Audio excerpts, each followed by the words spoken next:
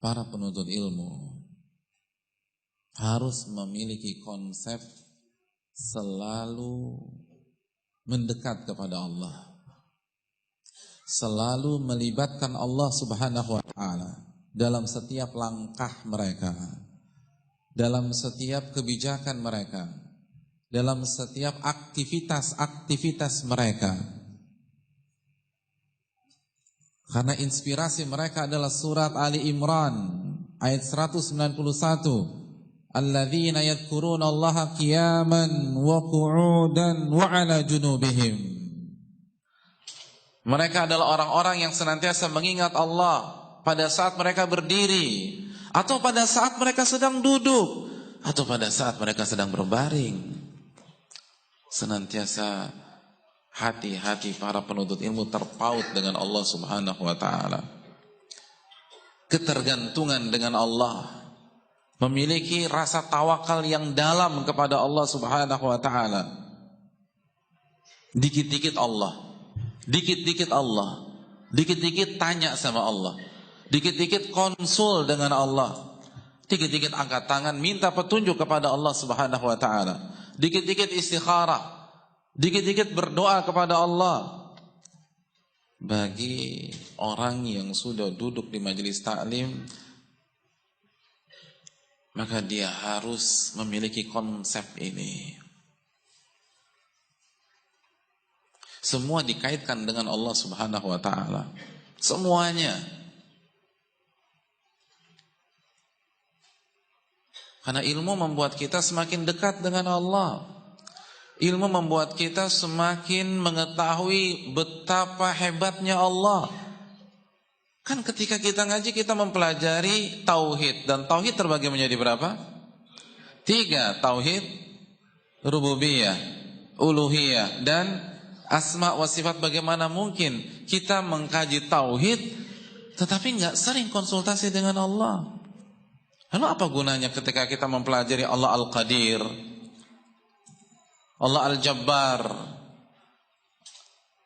Allah Fa'alul lima yurid? Salah satu penyakit penuntut ilmu jauh dari Allah. Saya tidak mengatakan jauh berarti nggak sholat, mungkin dia sholat, tapi pola pikirnya penuh dengan manusia, bukan kepada Allah Jalla wa'ala.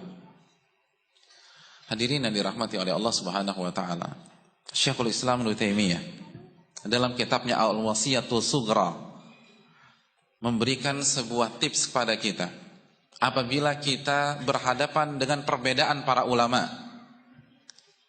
Ketika antum sedang membahas hukum sholat wajib berjamaah bagi laki-laki, terjadi perbedaan apa tidak?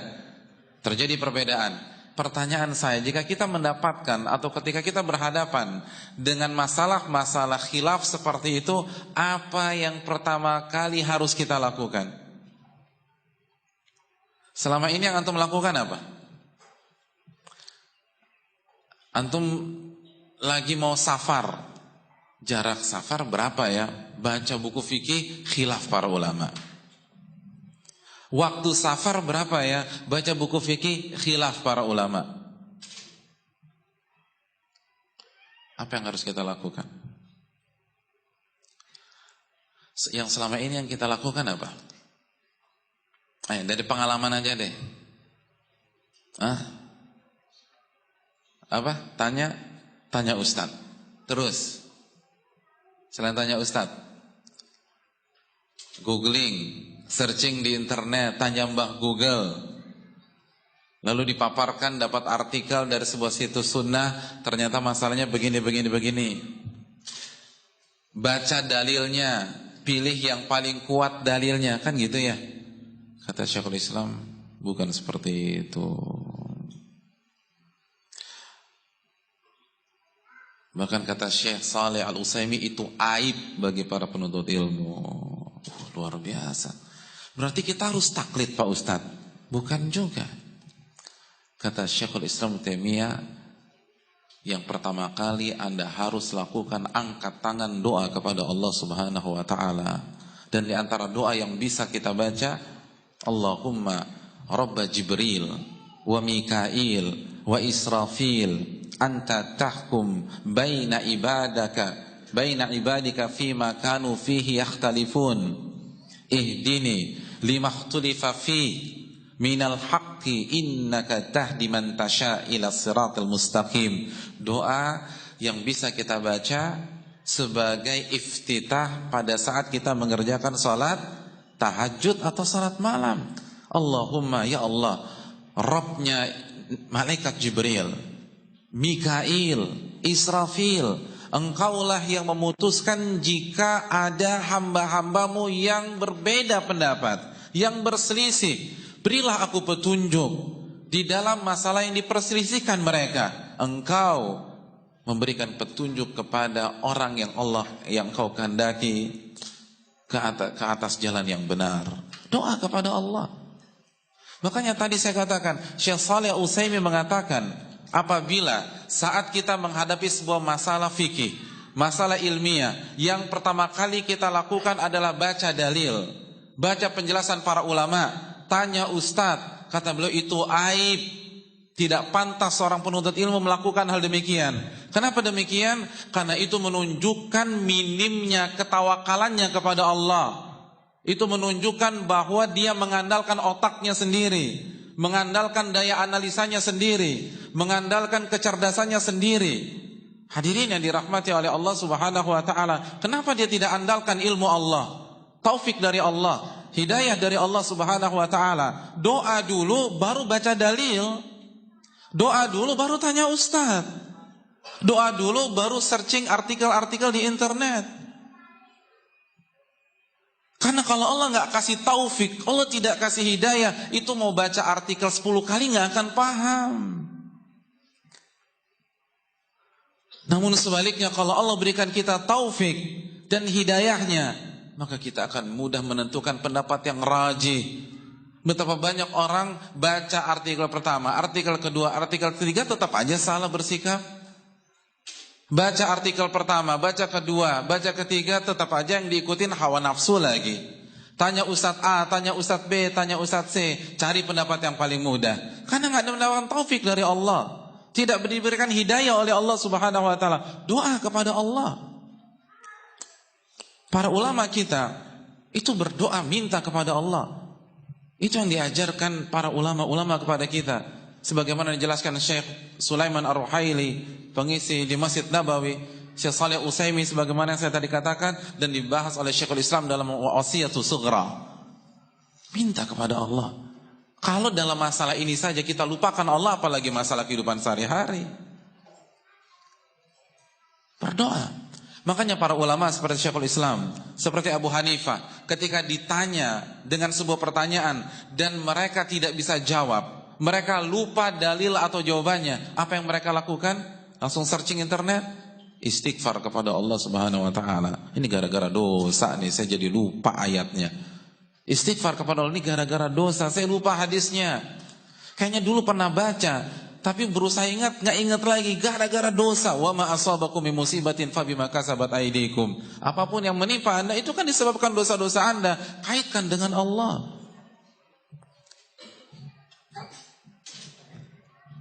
Makanya Al-Imam Al-Bukhari setiap mencantumkan hadis Nabi SAW, apa yang beliau lakukan? Istikharah. Setiap mencantumkan hadis di Sahih Bukhari, istikharah kepada Allah. Itu penuntut ilmu. Sebelum mencantumkan hadis, konsultasi dulu sama Allah. Kira-kira benar nggak? Jangan-jangan saya naruh hadis di bab yang keliru. Itu otak seperti Bukhari, yang kalau dengar kajian nggak pernah nyatet. Oh, kayak saya dong Pak Ustadz. Iya. Tapi nggak masalah, ini madzhab Bukhari. Jadi antum bisa berargumentasi dengan saya ini madzhab Bukhari Pak Ustadz, nggak masalah. Karena beliau akan catat di rumah secara sempurna. Dan terkadang jarak antara kajian dan rumah beliau 1 bulan perjalanan. Dan saya yakin antum-antum yang gak nyatat akan nyatat di rumah juga.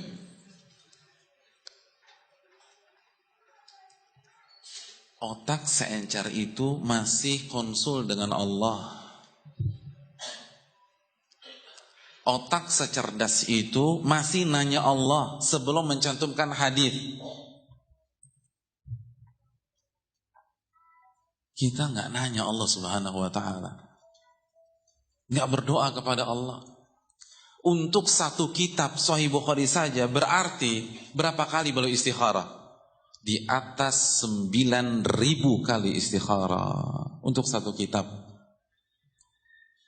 Coba evaluasi dari kita. Berapa kali kita istikharah seumur hidup? Antum terakhir istikharah tahun berapa? Paling kan sebelum nikah ya. Udah gitu nikahnya cuma sekali. Berarti sekali seumur hidup. Subhanallah. Itu salah satu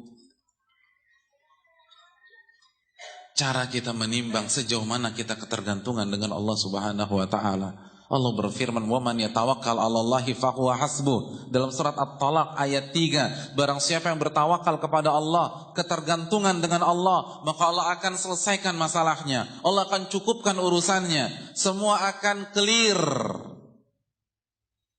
Tapi siapa yang ketergantungan dengan Allah? Para penuntut ilmu itu harus ketergantungan dengan Allah. Dan itulah para nabi dan rasul. Makanya Nabi SAW mengatakan, gaya hidup para nabi dan rasul apa? Idza hazabahul amru shalla rak'atain. Para nabi dan rasul begitu ada masalah, salat 2 rakaat. Ada masalah, salat 2 rakaat. Apa saja minta petunjuk dari Allah.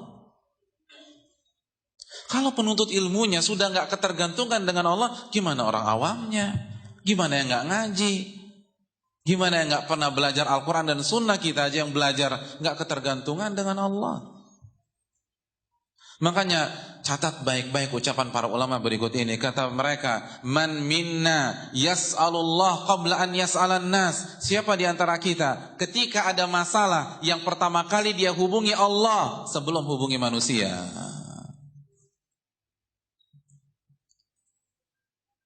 Di tengah jalan mobil antum mati mesin, siapa yang pertama kali kita hubungi? Orang bengkel kita atau angkat tangan minta kepada Allah Subhanahu wa Ta'ala? Ban motor kita bocor, siapa yang pertama kali kita hubungi? Hadirin yang dirahmati oleh Allah. Kita dapat telepon dari kampung atau dari daerah asal kita bahwa orang tua kita sakit dan butuh pertolongan segera. Siapa yang kita hubungi? Tetangga kita atau teman kita yang ada di daerah tersebut, atau angkat tangan minta kepada Allah Subhanahu wa Ta'ala? Yang membuat ilmu kita nggak berkah adalah kita melupakan Allah Subhanahu wa Ta'ala. Kita bertawakal kepada manusia. Yang ada di kepala kita si A, si B, si C, si D, si E. Padahal belum tentu dia bisa bantu. Dekatkan diri kita kepada Allah. Ketergantungan dengan Allah. Kun ma'allah, kata para ulama, senantiasa bersama dengan Allah Jalla wa'ala. Kita punya kesulitan ekonomi, angkat tangan minta kepada Allah. Ada masalah keluarga, doa kepada Allah. Bukankah itu yang dilakukan Nabi Ibrahim ketika Sarah ditangkap oleh tentara Fir'aun? Kok Fir'aun? Iya, Fir'aun di zaman Nabi Ibrahim, bukan Fir'aunnya Nabi Musa. Apa yang dilakukan Nabi Ibrahim? Cari bala bantuan. Yang pertama kali langsung sholat 2 rakaat salam, 2 rakaat salam, 2 rakaat salam. Dan dalam riwayat itu yang dilakukan Sarah ketika sudah berdua-duaan dengan Fir'aun. Yang dilakukan Sarah berwudu sholat. Dan apa yang terjadi? Ia tidak bisa disentuh oleh Fir'aun. Sebagaimana hadis Bukhari. Setiap Fir'aun mau menyentuhnya, sekujur tubuh Fir'aun kaku dan ngemis kepada Sarah. Siapa yang meragukan kekuatan Allah Jalla wa'ala? Minta kepada Allah. Doa kepada Allah Tabaraka wa Ta'ala. Ini kunci sukses agar kita berkah di dalam ilmu kita.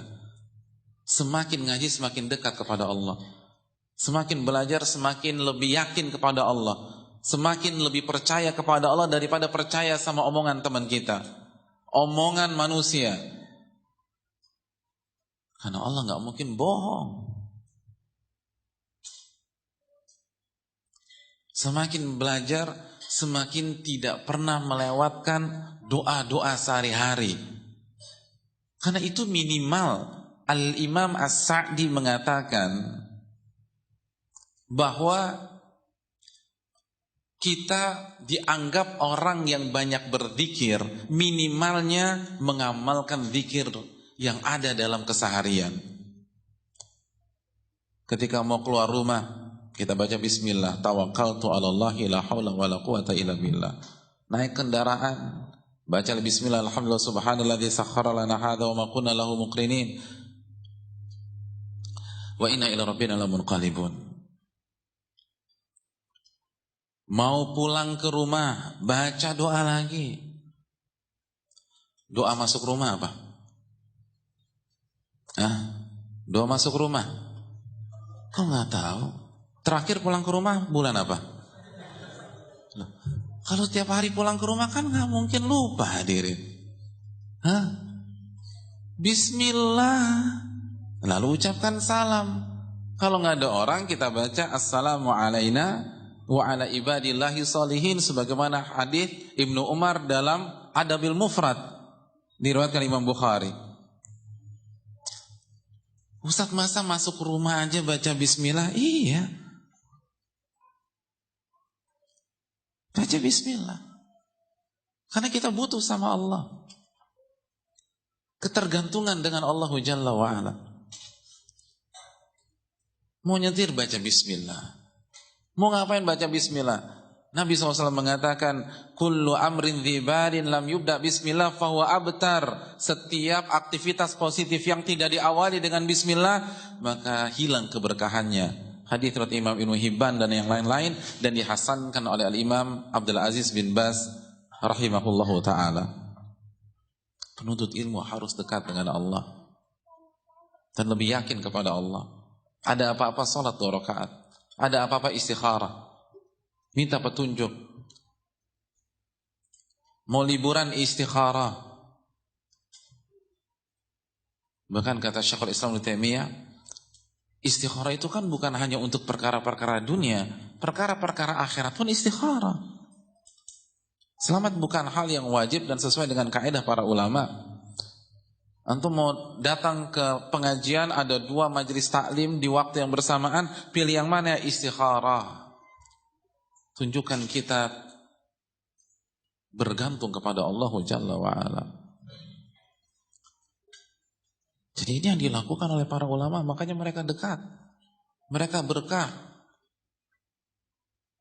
Al-Muzani rahimahullah setiap menulis bab di dalam buku fikihnya Mukhtasar Al-Muzani itu selalu salat istikharah. Padahal yang ditulis apa sih? Bab wudu, bab tayamum, bab salat, itu istikharah dulu. Karena khawatir salah. Minta kepada Allah. Dan terbukti Allah berkahi. Sahih Bukhari Allah berkahi sampai hari ini dan insya Allah sampai hari kiamat. Mukhtasar Al-Muzani Allah berkahi sehingga menjadi buku panduan dalam mazhab Syafi'i. Kenapa? Keterkaitan seorang hamba kepada Allah Jalla wa'ala. Oleh karena itu jangan sampai yang paling sering meluncur dari lisan kita adalah nama-nama manusia, bukan nama-nama Allah Subhanahu wa ta'ala. Kemana tauhid asma wa sifat kita? Minta dan terus minta kepada Allah. Dikit-dikit konsultasi, dikit-dikit tanya, dikit-dikit minta petunjuk. Itulah gaya hidup para penuntut ilmu dari zaman ke zaman, dan diawali oleh para nabi dan rasul alaihimussalatu wassalam. Oleh karena itu hadirin sekalian, senantiasa mendekatlah kepada Allah tabaraka wa ta'ala. Itu kiat yang kedua. Kalau kita bisa ini, maka insya Allah hidup kita berkah. Karena Allah janjikan dalam surat Ghafir ayat 60, Udu'uni astajib lakum, minta kepadaku aku kabulkan.